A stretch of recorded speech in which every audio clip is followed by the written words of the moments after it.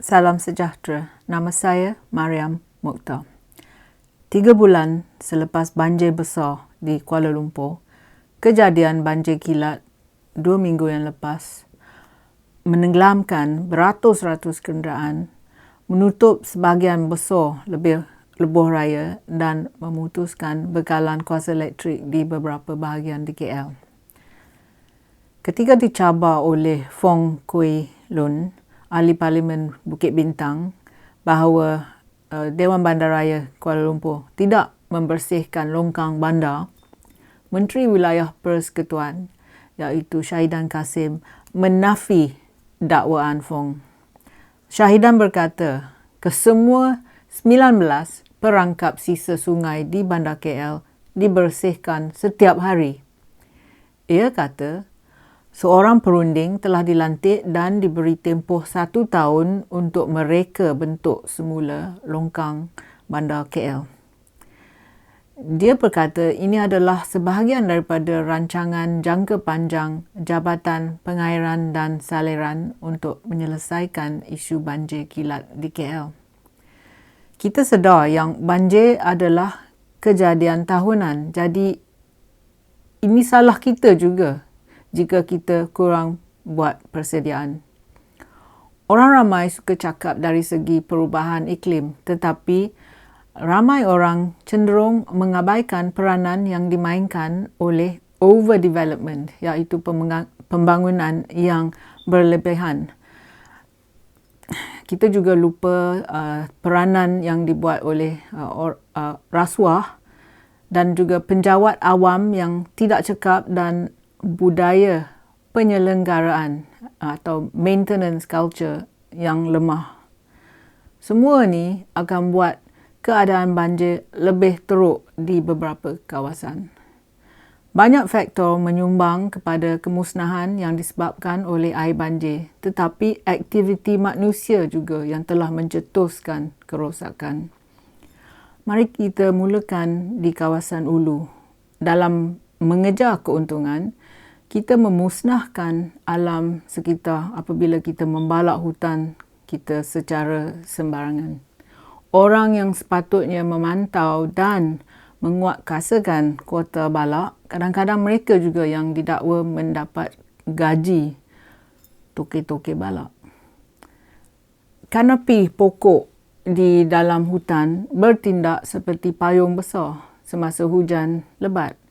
Daun dan akar pokok menyerap banyak kelembapan ini. Tumbuhan reput di lantai hutan juga menyerap sebahagian daripada larian air. Di Malaysia, kawasan pokok hutan tropika yang luas ditebang dan digantikan dengan monoculture seperti menanam ratusan ribu ekar pokok kelapa sawit. Kelapa sawit tidak bertindak seperti sponge, seperti yang dilakukan oleh pokok hutan. Kelapa sawit tidak ada kanopi. Tidak seperti pokok rimba, dan ruang antara setiap pokok sawit adalah luas. Akibat memotong beribu pokok hutan, bila hujan turun ke tanah, sungai tidak dapat menampung jumlah air yang berlebihan dari air larian permukaan. Terdapat juga kes di mana penjawat awam mendakwa bahawa mereka telah menolak pembangunan di kawasan yang tidak sesuai, tetapi bos mereka telah marah mereka. Penjawat awam adalah profesional yang tugasnya sebagai perancang bandar, jurutera atau arkitek, dan mereka telah menolak permohonan dari developer untuk pembangunan kerana ia melibatkan bangunan di dataran banjir, iaitu wetlands atau di lereng bukit. Apa yang sering berlaku ialah kroni akan mempunyai rakan politik yang berkuasa yang akan menggunakan, dan mereka akan menggunakan ahli politik ini untuk memberi tekanan kepada penjawat awam supaya meluluskan projek tersebut. Ini adalah bencana yang menunggu untuk berlaku. Kesan bangunan di cerun atau dataran basah atau pembinaan yang melibatkan kemusnahan paya bakau mungkin tidak serta-merta dirasai, tetapi hanya dilihat selepas hujan lebat. Mereka yang tidak bertanggungjawab dan mahu pembangunan berlebihan tidak sedar bahawa paya bakau bertindak sebagai penampan terhadap kenaikan air dan angin kencang.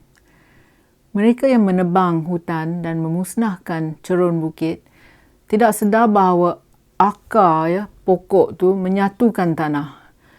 Kalau tidak ada akar pokok, aliran air yang tidak terkawal menuruni lereng bukit dan ini menyebabkan banjir lumpur yang mengakibatkan kemusnahan hidupan dan tumbuh-tumbuhan. Lihatlah kawasan maju di bandar-bandar utama kami. Beberapa bahagian bandar banyak dibina dengan perumahan atau bangunan, tetapi pemaju enggan menambah saiz longkang kawasan itu. Longkang yang kecil tidak dapat mengalir air hujan ke sungai dengan laju. Inilah yang menyebabkan kawasan dan jalan jadi banjir dengan senang dan cepat. Syahidan mungkin telah menjemput pemaju untuk mereka membentuk semula longkang, tetapi banjir kilat ni bukanlah perkara yang baru. Perundingan itu sepatutnya berlaku sejak lama dulu dan bukan hanya pada minggu lepas. Adakah Syahidan juga akan menggalakkan pemilik rumah supaya tidak menurap taman depan mereka? Taman berturap menghalang air hujan daripada diserap ke dalam tanah. Pihak berkuasa cepat menyalahkan banjir atas perubahan iklim, tetapi mereka mengabaikan tugas mereka untuk membersihkan longkang dan menghalang penyumbatan dengan membersihkan tumbuh-tumbuhan yang ada tumbuh di dalam dan sekitar longkang. Mereka sama-sama malas untuk membersihkan dahan, haiwan yang mati dan sampah dari pembetung dan longkang monsun. Satu lagi ialah sistem amaran banjir. Adakah ini berkesan? Komuniti kita terjejas dan mata pencarian petani kita musnah apabila tanah ladang berada di bawah air. Ini menjadikan isu keselamatan makanan kita lebih teruk. Food security. Di bandar, rumah berbau lumpur dan lendir selepas air sudah surut. Bila agaknya rakyat Malaysia akan menghormati alam sekitar?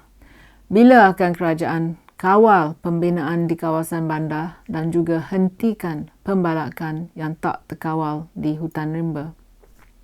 Terima kasih kerana sudi menonton. Jumpa lagi. Kalau anda suka video saya, sila tekan like dan subscribe pada channel YouTube saya. Pertimbangkan menyertai laman Patreon saya. Terima kasih.